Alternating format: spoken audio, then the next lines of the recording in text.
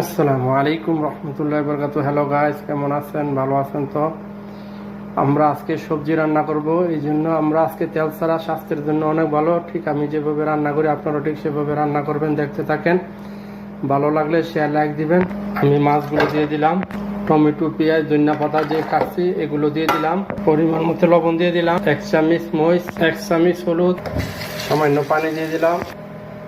সবজিগুলো দিয়ে দিলাম, মূলা, আলুগুলো, রসুন 1.5 চামচ দিয়ে দিলাম, কুচাগুলো দিয়ে দিলাম একসাথে। সবজি বসাই দিলাম, সবগুলো একসাথে বসাই দিলাম। এই যে দেখেন আমাদের সবজির কালারটা কত সুন্দর একটা কালার হয়েছে। ঠিক আপনারাও ঠিক সেভাবে রানবেন, একদম সিম্পল মশলা, বাস তেল বাদে রান্না করবেন, স্বাস্থ্যের জন্য অনেক ভালো।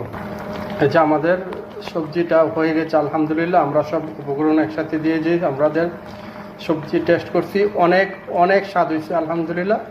আমি ঠিক যেভাবে বানাচ্ছি আপনারাও ঠিক সেভাবে বানাবেন, ট্রাই করে। আর প্লিজ ভাইরা সবাই সাবস্ক্রাইব এবং শেয়ার করবেন প্লিজ ভাইরা। আসসালামু আলাইকুম রহমতুল্লাহ।